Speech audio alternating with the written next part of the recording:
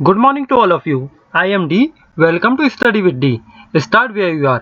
So, जैसा आप जानते हैं हम लोग इंडियन पॉलिटी से रिलेटेड डेली एमसीक्यूज डिस्कस कर रहे हैं जो आपके वेरियस टाइप ऑफ एग्जाम्स के लिए बहुत ज़्यादा इंपॉर्टेंट रहेंगे। सो स्टार्ट करते हैं आज का हमारा डिस्कशन और डिस्कशन देखते हैं। हाँ, आज हम बात करेंगे, इसको मैंने लेक्चर को थोड़ा सा चेंज किया है कि हम पहले क्या करेंगे, किसी एक टॉपिक को डिस्कशन करेंगे। आज जो मैं स्पेशल करने जा रहा हूँ, एक टॉपिक को डिस्कशन करेंगे और फिर उसके बाद उससे रिलेटेड एमसीक्यूज को हम डिस्कस करेंगे। इससे आपके दो बेनिफिट है, मीन्स आप उसकी पर्टिकुलर टॉपिक की आपकी पूरी समझ इसमें जनरेट हो जाएगी, आप पूरी तरीके से उसे समझ जाएंगे और उसके बाद यदि आप उनके एमसीक्यूज को सॉल्व करेंगे तो बहुत ज़्यादा आपके लिए फायदेमंद होगा।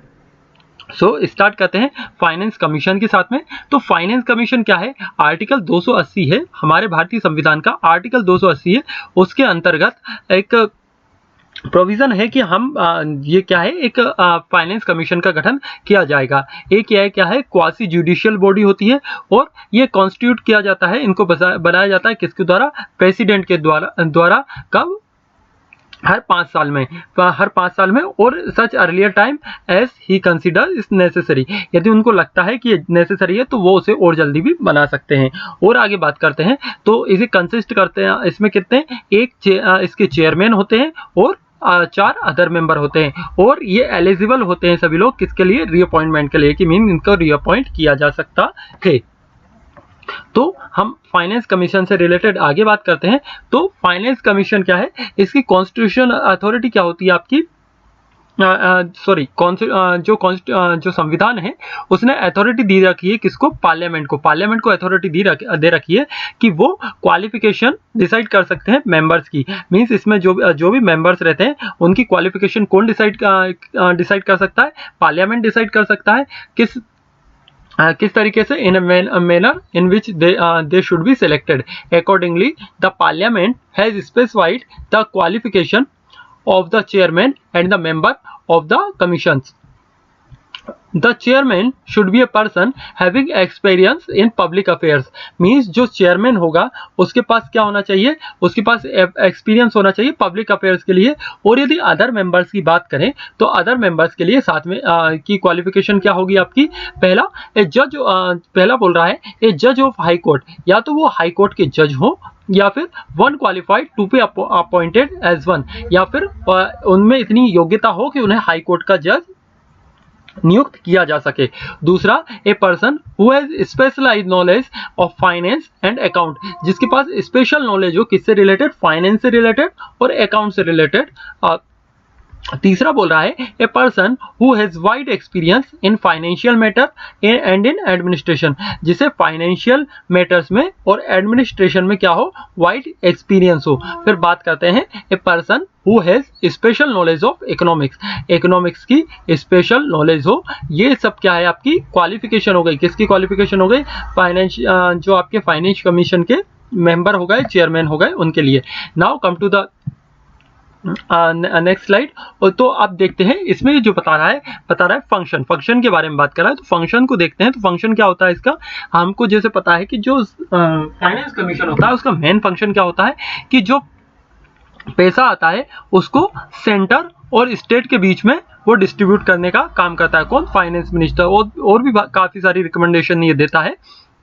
तो बात करते हैं कि ये जो net procedures of tax, mean tax से जितना भी आपका रेवेन्यू वगैरह जनरेट हुआ, ये सब किसको मीन्स किस तरीके से इसका डिस्ट्रीब्यूशन होगा, ये काम किसका होता है? आपका फाइनेंस कमीशन का होता है। इसके अलावा ये क्या कहता है? The principle that should be govern the grant in aid to the state by the centre, means out of the consolidated fund of India. Means out of the consolidated means consolidated fund से बाहर का जो भी fund है उससे related भी ये चीजों को देखता है। फिर आगे बात करते हैं the major needed to augment, means इसका मतलब होता है बढ़ाना, the consolidated fund of a state to supplement the resource. Means ये भी एक मतलब एक मेजर दे करते हैं ये किस चीज के लिए कि जो स्टेट का जो कंसोलिडेटेड फंड है उसको बढ़ा दिया जाए किससे, यदि उनको अलग अलग तरीके की रिसोर्सेज की जरूरत है, panchayat and the municipalities means panchayat और म्यूनसिपालिटीज में भी के लिए भी यदि रिसोर्सेज में मनी की आवश्यकता है, फंड की आवश्यकता है, तो उसे भी बढ़ाया जा सकता है in the state on the basis of the recommendation made by the state finance commission. जो ये रिकमेंड कौन करेगा? स्टेट फाइनेंस कमीशन रिकमेंड करेगा कि जो कंसोलिडेटेड फंड है किसका, स्टेट का, उसको बढ़ा दिया जाए किस चीज के लिए? रिसोर्सेज के लिए जो पंचायत और म्यूनसिपालिटीज में यूज होंगे। फिर any other matter refer to it by the president in the interest of the sound finance. Means यदि कोई जो ऐसा कुछ लगता है फाइनेंस से रिलेटेड हो, तो प्रेसिडेंट क्या कर सकते हैं? मैटर्स को रेफर कर सकते हैं किसके पास? फंक्शन ये अपने फाइनेंस कमीशन के पास। अब हम देखते हैं the commission submits its report to the president. जो भी रिपोर्ट ये बनाते हैं किसको सबमिट करते हैं? प्रेसिडेंट को सबमिट की जाती है। कौन? फाइनेंस कमीशन की जितनी भी रिपोर्ट बनेगी वो प्रेसिडेंट को सबमिट की जाएगी।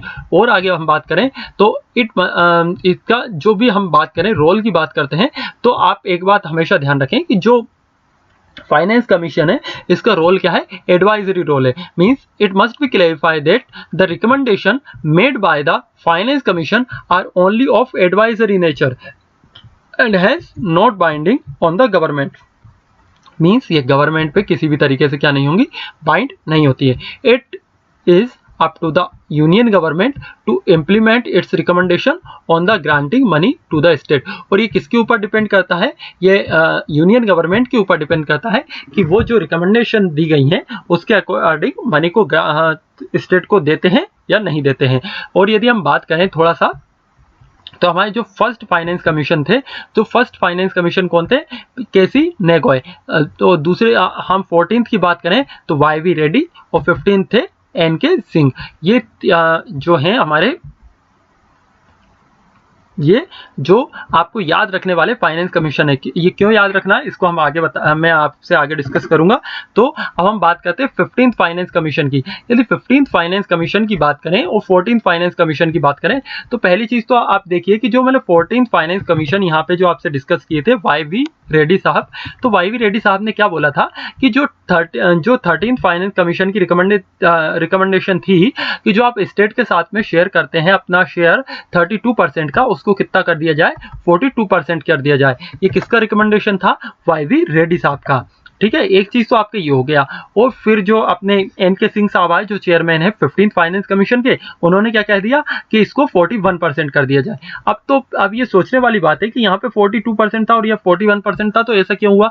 तो 41% में से 1% किसके पास चला गया? आपका ये जो आपकी नई यूनियन टेरिटरी जो बनी थी जम्मू कश्मीर और लद्दाख, तो ये 1% फंड किसके पास चला गया? जे.एंड.के. और लद्दाख के पास आपका ये फंड चला गया। अब और भी हम देखते हैं तो इन्होंने अलग अलग तरीके से किया था जो डिस्ट्रीब्यूशन है रेवेन्यू शेयरिंग। यदि देखा जाए तो 14th फाइनेंस कमीशन में क्या करा था? इनकम से रिलेटेड 50% रखा था, इनकम डिस्टेंस से रिलेटेड 50% था इसमें फंड। फॉरेस्ट और इकोलॉजी के लिए कितना था? 7.5% था, एरिया के लिए 15% था और पॉपुलेशन के लिए 27.5% था।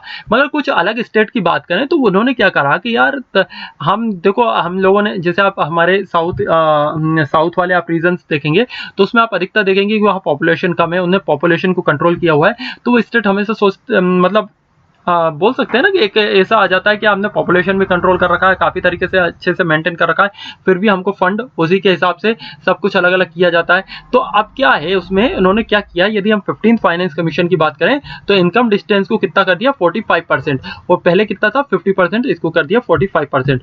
फॉरेस्ट और इकोलॉजी के लिए भी इन्होंने कितना बढ़ा दिया? 10% कर दिया, पहले था 7.5%। एरिया वाइज को सेम रखा कि 15% रखा। और जहां पॉपुलेशन का है तो पॉपुलेशन के लिए 50%। और डेमोग्राफिक परफॉर्मेंस, एक ये नया इन्होंने इंडेक्स जोड़ा इसमें, डेमोग्राफिक परफॉर्मेंस, और इसमें कितना? 12.5% इसमें अलग से दिया कि मींस जिसने भी अच्छी परफॉर्मेंस रही उसको 12.5% एक अलग से आपका क्या हो गया? आपको अलग से रेवेन्यू शेयरिंग हो जाएगा। तो इसी तरीके से आप इसको छोटा मोटा तरीके से देख सकते हैं कि जो अपन बात करते हैं पॉपुलेशन के लिए 14 कमीशन में कितना था 27.5 था और 15 में हो गया 15%। एरिया वाइज देखोगे तो 15 था और जो 15 में है वो 15 ही रहा। इनकम डिस्टेंस के हिसाब से देखोगे तो 14 में आपका कितना था 50% शेयर था और जो आपका 15 में हो गया कौन सा 45% शेयर हो गया। डेमोग्राफिक परफॉर्मेंस ये आपका 12.5 था और इसमें तो ऐसा कोई कॉलम था ही नहीं। टैक्स सपोर्ट की बात करें तो इसमें भी टैक्स सपोर्ट नहीं था और इसमें कितना 2.5 आपका टैक्स सपोर्ट भी जोड़ दिया गया। तो ये हाँ ये यहाँ पे भी मैंने आपसे डिस्कस नहीं किया 2.5 टैक्स अफोर्ड के लिए भी इसमें शेयर किया गया था। ये किसका है 15th फाइनेंस कमीशन का। और 15th फाइनेंस कमीशन के हमारे अध्यक्ष कौन है मीन चेयरमैन कौन है वो है आपके एनके सिंह साहब। ये रहे आपके एनके सिंह साहब। फाइनेंस कमीशन की हमने जैसे पढ़ा था कि 4 मेंबर होते हैं इसमें, तो एक चेयरमैन हो गए आपके, फिर दूसरे आपके अशोक लहेरी हो गए, तीसरे है रमेश चंद और चौथे हैं अनूप सिंह। ये चारों हमारे फाइनेंस कमीशन के क्या है मेंबर हैं। और शक्तिकांत दास, जो ये शक्तिकांत दास हैं ये क्या है आपके कौन है ये शक्तिकांत दास। ये आपका होमवर्क है कि शक्तिकांत दास कौन है। चलिए एक बैंक से रिलेटेड है ये बात मैं आपको बता देता हूं। तो अब आप ये बताएंगे शक्तिकांत दास कौन है। ये सिंपलेस्ट क्वेश्चन है, कोई भी आप जुबान पे इसका आंसर आपके पास होना चाहिए। अब हम और बात कर लेते हैं। यदि फाइनेंस कमीशन की बात करें तो फाइनेंस कमीशन 280 के अंतर्गत इसका गठन होता है और 281 के अंतर्गत क्या बताया जाता है recommendation of the finance commission. यदि आपसे 2 आर्टिकल पूछ ले तो उसमें भी आप बता सकते हैं कि 280 के अंतर्गत फाइनेंस कमीशन का गठन है और 281 के अंदर है recommendation of the finance commission. Now come to the MCQs. अब आते हैं हम एमसीक्यूज पे। तो एमसीक्यूज देखते हैं। पहला बोल रहा है, पहला क्वेश्चन है the constitution of India authorise the parliament to determine the qualification of member of the finance commission of India and the manner in which they should be selected. In this regard considered the following statement. means जो हमारा constitution of India है उसने authorise किया है parliament को कि किस तरीके से वो क्वालिफिकेशन डिसाइड करेगा फाइनेंस कमीशन की और जिस तरीके से उनका सिलेक्शन किया जाएगा उससे रिलेटेड कौन सा स्टेटमेंट इसमें आपका सही है ये हमको बताना है। पहला बोल रहा है the commission consist of 5 member की जो आपकी कमिटी होते हैं उसमें कितने 5 मेंबर्स होते हैं including it's chairperson. It's chairperson necessarily should be an economist. इसके चेयरपर्सन क्या होना चाहिए एक इकोनॉमिस्ट होना चाहिए। तीसरा बोल रहा है its member are appointed from different field such as finance and accounts administration and judicial etcetera. Means इनको अलग अलग फील्ड से लाया जाएगा। फाइनेंस से हो गया, अकाउंट से हो गया, एडमिनिस्ट्रेशन से हो गया, जुडिशियल से रिलेटेड हो गया।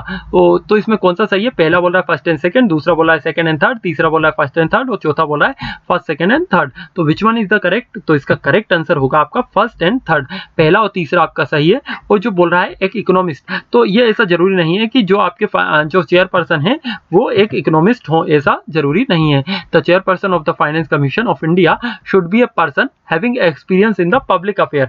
मींस उनके पास पब्लिक अफेयर का पब्लिक इशू से रिलेटेड एक्सपीरियंस होना चाहिए, मगर उनके पास ऐसा कंपल्सरी नहीं है कि वो एक इकोनॉमिस्ट हो। और ये हमने देखिए आप कहाँ इसी स्लाइड में हमने इसको बहुत अच्छे से पढ़ा है जहां हमने क्वालिफिकेशन की बात की थी कि ये क्या होना चाहिए जो चेयरमैन होते हैं उनको एक्सपीरियंस होना चाहिए आपका पब्लिक अफेयर से related. Now come to the next question. अगले क्वेश्चन की बात करते हैं। तो अगला क्वेश्चन बोल रहा है the primary function of the finance commission in India is to. इसका फंक्शन क्या है, प्राइमरी फंक्शन क्या है आपका किसका फाइनेंस कमीशन का। पहला बोल रहा है distribute the revenue between the centre और स्टेट। सेंटर और स्टेट के बीच में रेवेन्यू को क्या करने का डिस्ट्रीब्यूट करने का। दूसरा बोल रहा है advise the president on financial matter. Financial matter पर प्रेसिडेंट को एडवाइस दे सकते हैं। तीसरा बोल रहा है एडवाइज द प्रेसिडेंट ऑन, ये चलिए ये तो दोनों सेम हो गए तो इस वाले को हम क्या करते हैं, चलो हालांकि लिखा भी रहेगा तो उससे कोई दिक्कत नहीं, मगर इस वाले को हम कट कर लेते हैं ठीक है। तो आप चौथे की बात करते हैं। चौथा बोल रहा है allocate fund to the various minister of the union and the state government. ये क्या करते हैं वॉरियस मिनिस्ट्रीज को क्या करते हैं फंड प्रोवाइड करते हैं यूनियन और स्टेट गवर्नमेंट की। तो इसमें आपका कौन सा सही होना चाहिए। So the right answer is advise the president on the president on financial matter. अब इसमें थोड़ा सा डाउट हो सकता है आपको कि ये distribute the revenue between the centre and the state, ये एक वाला पॉइंट इसमें सही क्यों नहीं है। तो इसका सही इसलिए नहीं है क्योंकि ये सिर्फ क्या करते हैं एडवाइस करते हैं कि आपको ये डिस्ट्रीब्यूट करना है। ये डिस्ट्रीब्यूट करने का काम नहीं है इनका। डिस्ट्रीब्यूट कौन करेगी, वो तो पार्लियामेंट आपकी कर देगी, मीन्स गवर्नमेंट कर देगी, सेंट्रल गवर्नमेंट। अब ये तो इसमें सही क्या हुआ advise the president on financial matter, यही बात इसमें नीचे लिखी हुई है। Now come to the the next question, अगले क्वेश्चन की बात करते हैं। तो अगला क्वेश्चन है, which one of the following authorities recommends the principle governing the grant in aid of the revenue to the state out of the consolidated fund of India. Mean grant in aid means consolidated fund से बाहर यदि हम बात करें तो ये कौन उनको रिकमेंड करता है कि स्टेट को दिया जाए। तो पहला बोल रहा है आपका फाइनेंस कमीशन, दूसरा बोल रहा है इंटर स्टेट काउंसिल, तीसरा बोल रहा है यूनियन मिनिस्ट्री ऑफ फाइनेंस और चौथा बोला पब्लिक अकाउंट कमेटी। तो which one is the correct? तो फाइनेंस कमीशन इसका आपका क्या है, सही आंसर है फाइनेंस कमीशन। इस तरीके से आपको किसी भी तरीके का रिकमेंडेशन प्रोवाइड करेगा यूनियन गवर्नमेंट को। Now come to the next question, अगले क्वेश्चन की बात करते हैं। तो अगला क्वेश्चन बोल रहा है, on which of the following on which of the following matters does the finance commission make recommendation to the president of India. इनमें से कौन सा क्या है, कौन से मैटर्स हैं जिसपे फाइनेंस कमीशन क्या करेंगे, आपका रिकमेंड करेंगे किसको, प्रेसिडेंट ऑफ इंडिया को। पहला बोल रहा है, the distribution between the union and the state of net proceed of taxes and allocation between the state of their respective share of such proceed. Means वही स्टेट और जो यूनियन के बीच में शेयर को क्या करना, डिस्ट्रीब्यूट करने का हो गया, रिकमेंड करना। दूसरा, the principle which should govern the grant in aid of the revenue of the state out of the consolidate of fund of India. तो इसमें कौन सा सही होना चाहिए? ए बोल रहा है ओनली फर्स्ट, बी बोल रहा है ओनली सेकंड, सी बोल रहा है फर्स्ट एंड सेकंड और डी बोल रहा है neither वन नॉर टू। तो which one is the correct? So इसका करेक्ट आंसर हुआ बोथ 1 and 2। मीन्स अभी हमने पढ़ा था कि जो ये रिकमेंड करते हैं यूनियन और स्टेट के बीच में शेयर को डिस्ट्रीब्यूट करने का, और दूसरा बता रहा है ग्रांट इन एड जो रहता है आपका, ग्रांट इन एड से रिलेटेड जो रेवेन्यू होता है कंसोलिडेटेड फंड से बाहर जो होता है स्टेट के लिए, वो वाला भी ये कौन रिकमेंड करता है, आपका फाइनेंस कमीशन। ये क्वेश्चन मुझे ना जाने क्यों इतना इंपॉर्टेंट लग रहा है, ग्रांट इन एड से रिलेटेड वाला, कि इस बार ये पूछा जा सकता है आपके एग्जाम में।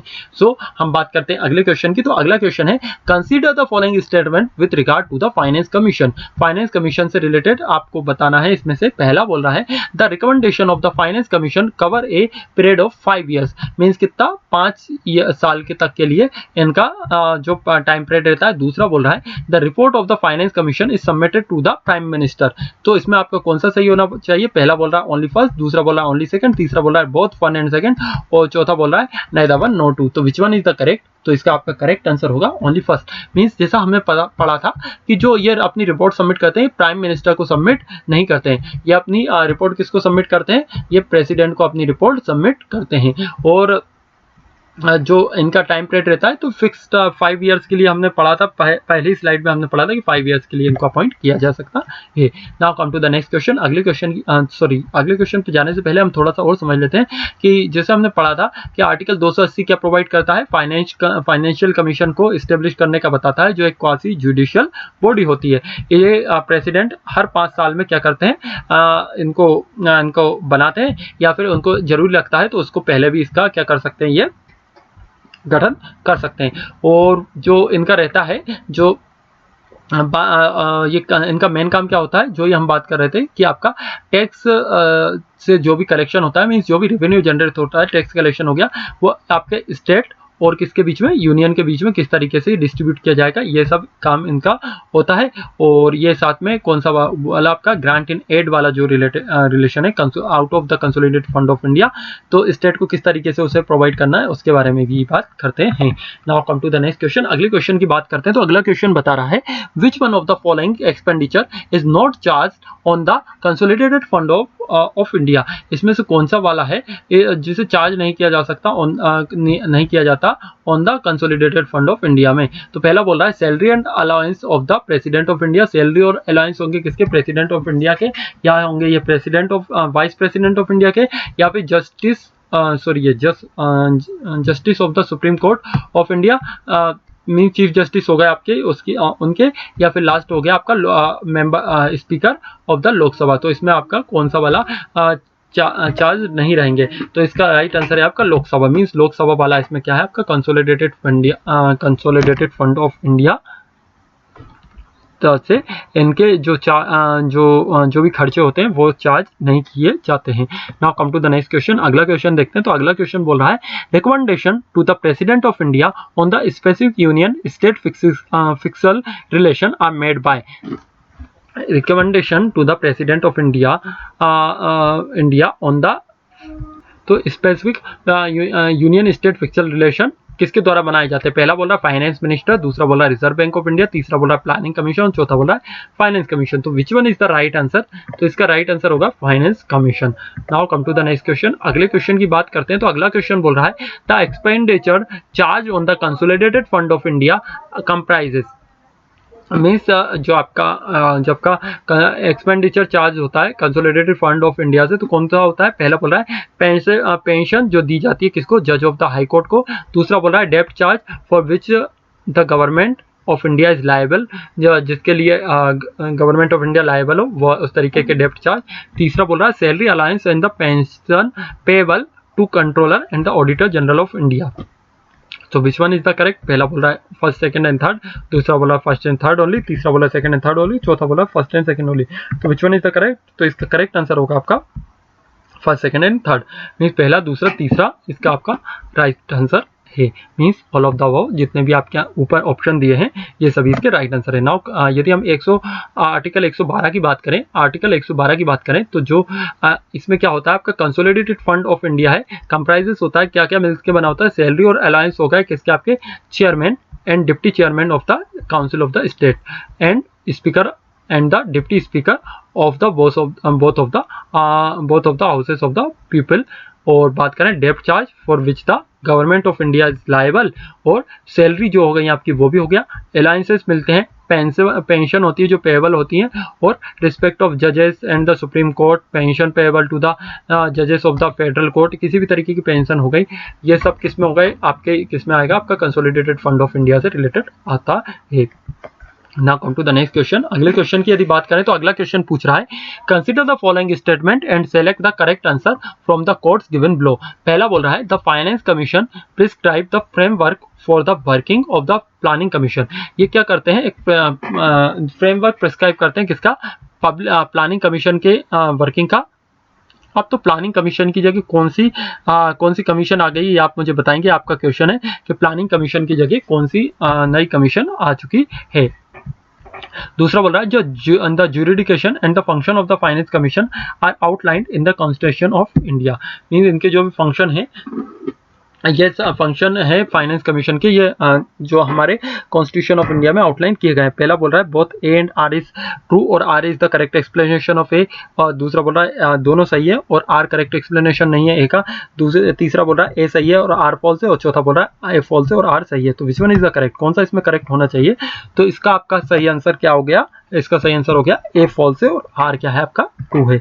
Now come to the next question. अगले क्वेश्चन की बात करते हैं तो ये बोल रहा है the principle concerning the provision of the grant in aid to the state out of the consolidated fund of India are recommended by the।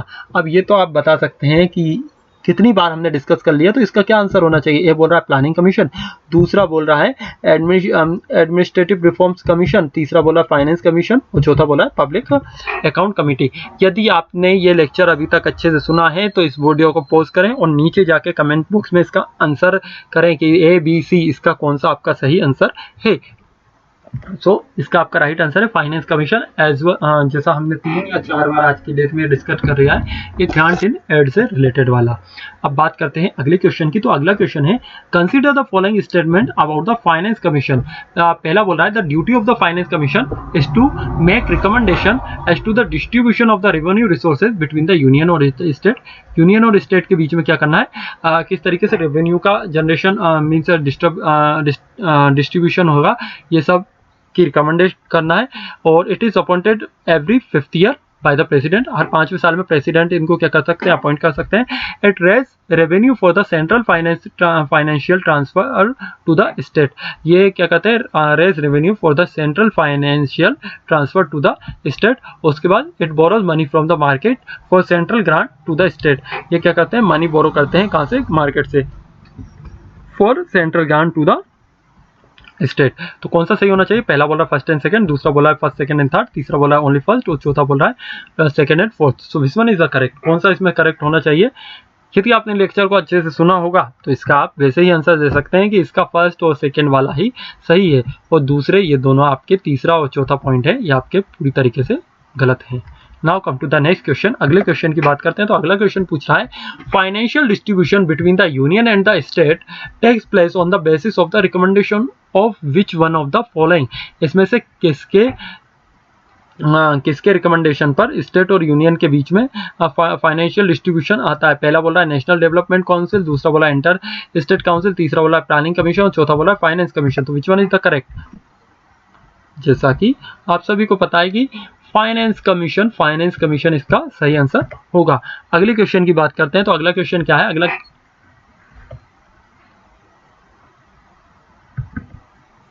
अगला क्वेश्चन है हमारा consider the following qualification with respect to the finance commission. पहला बोल रहा है a जज of high court और one qualified to be appointed as one. Means हमको क्वालिफिकेशन बताना है किसकी? फाइनेंस कमीशन की, कि इनको जज होना चाहिए किसका? हाई कोर्ट का, या फिर ऐसे हो जिनको उसमें अपॉइंट किया जा सके। दूसरा बोल रहा है a person who has specialised knowledge of finance and account of the government, जिनके पास स्पेशलाइज्ड नॉलेज हो किससे रिलेटेड? फाइनेंस और अकाउंट से रिलेटेड गवर्नमेंट के। तीसरा बोल रहा है a person who has wide experience in the financial matter in administration, जिसके पास बहुत ज्यादा एक्सपीरियंस हो किससे रिलेटेड? फाइनेंशियल मैटर से रिलेटेड। चौथा बोल रहा है a person who has special knowledge of economics, जिसके पास इकोनॉमिक्स का स्पेशल नॉलेज हो। तो कौन सा सही होना चाहिए? पहला बोला फर्स्ट सेकंड, दूसरा बोला फर्स्ट थर्ड एंड फोर्थ, तीसरा बोला सेकंड थर्ड एंड फोर्थ, तो चौथा बोला ऑल ऑफ द अबव। तो which one is the correct? तो इसका करेक्ट आंसर है ऑल ऑफ द अबव। जैसा कि हमने दूसरी ही स्लाइड में डिस्कशन किया था, तो उसमें हमने बात की थी क्या क्या क्वालिफिकेशन उनकी होगी, तो ये सभी हमने उसके अंदर मेंशन की थी, उसके अंदर मेंशन थी, ये सब हमने देखा था। Now come to the next question. ये सब उनकी जो हमने जो भी क्वालिफिकेशन थी वो हमने डिस्कस की थी, ये सब इस स्लाइड के अंतर्गत वही बताया गया है। अगला क्वेश्चन देखते हैं। तो अगला क्वेश्चन बोल रहा है the state government shall appoint a finance commission to review the financial position of the panchayat and to make recommendation as to. क्या कर सकती है? स्टेट गवर्नमेंट अपॉइंट कर सकती है फाइनेंस कमीशन किस चीज के लिए? रिव्यू करने के लिए financial position of the panchayat and to make recommendation as to. पहला बोल रहा है the distribution between the state and panchayat of the net proceed of the taxes tolls fees liable by the state. Means state और पंचायत के बीच में होगा जो रेवेन्यू शेयर होगा। दूसरा बोल रहा है द डिटर्मिनेशन ऑफ द क्या है? टैक्सेस हो गया, ड्यूटीज हो गया, टोल्स हो गया, फीस हो गया, विच में be assigned to the panchayat, जो पंचायत असाइंड की जाएंगी पंचायत को। और तीसरा बोल रहा है the principle that will determine grants is aid to the panchayat. तो इसमें आपको कौन सा सही होना चाहिए? पहला बोल रहा है फर्स्ट ओनली, दूसरा बोला है सेकंड एंड थर्ड ओनली, तीसरा बोला फर्स्ट एंड थर्ड ओनली, चौथा बोला first second and third only. तो which one is the correct? तो इसका आपका करेक्ट आंसर क्या होगा? फर्स्ट सेकंड और थर्ड, यानी मीन्स इसके आपके तीनों ही आपके आंसर इसमें करेक्ट है। नाउ यदि हम बात करें इसके बारे में तो क्या है? The distribution between the state and the panchayat of the net proceed of the tax tolls and the fees liable to the by the state, the determination of the tax duty means हमने discuss किया, और ये वापस आ गया इसमें आपका grant in aid to the panchayat. पहले स्टेट की बात हो रही थी, अब किसका हो गया है? आपका पंचायत का हो गया। सो ये था हमारा आज का लेक्चर, जिसमें हमने फाइनेंस कमीशन से रिलेटेड एक पूरा टॉपिक को सॉल्व किया, बहुत अच्छी तरीके से उसको पढ़ने की कोशिश की। और जो कल मैंने क्वेश्चन पूछा था उसका राइट आंसर दिया है रविता तिवारी जी ने। तो आपके लिए बहुत बहुत कॉन्ग्रेचुलेशन, जो आपने इतनी तरीके से डेडिकेशन के साथ हमारा वीडियो देखा और उसका सही आंसर दिया। आज भी मैंने कुछ क्वेश्चन पूछे हैं, तो आप भी उसका आंसर दे सकते हैं और कमेंट बॉक्स में कमेंट कर सकते हैं। सो यदि आपको हमारा वीडियो पसंद आया है तो इस चैनल को लाइक करें, सब्सक्राइब करें, शेयर करें, और सब्सक्राइब करने के साथ ज़्यादा से ज़्यादा शेयर करें। और आप मुझे ज्वाइन कर सकते हैं टेलीग्राम पे स्टडी विद डी नाम से, फेसबुक पर आप मुझे फॉलो कर सकते हैं स्टडी विद डी नाम से, और यूट्यूब पर भी आप मुझे फॉलो कर सकते हैं स्टडी विद डी नाम से। सो आज के लिए इतना ही। और आज मैंने मोटिवेशनल मंत्र नहीं डाला, वो इसलिए नहीं डाला कि मैं आपको एक सिर्फ सलाह देना चाहता हूँ, कि सलाह सिर्फ इतनी सी है कि अपनी लाइफ में आप कभी भी किसी की यदि हेल्प करें तो कभी उसे ऐसा दर्शाइए मत कि आपने उसकी हेल्प की है, और हेल्प करने के बाद बार बार उसे ये ना जताएं कि अरे हेल्प कर दी, ये कर दिया, वो कर दिया। सो यदि हेल्प कर रहे हैं तो इस तरीके से करिए कि एक हाथ से हेल्प करें, दूसरे हाथ को पता ना चले, नहीं तो आप पता चला कि आपने इतना ज़्यादा उसका एडवर्टाइज कर दिया, तो आपके हेल्प करने का कोई रीज़न नहीं रह गया, उस सामने वाले को लगा कि सिर्फ एहसान हो गया, और आप उस पर दबाव बनाते जाएं, और इन द एंड कहीं ना कहीं जाके जो भी आपका रिलेशन है किसी भी तरीके से वो ब्रेक हो जाए। सो बस आपके लिए यही एक छोटी सी सलाह थी। बाकी आज के लिए इतना ही।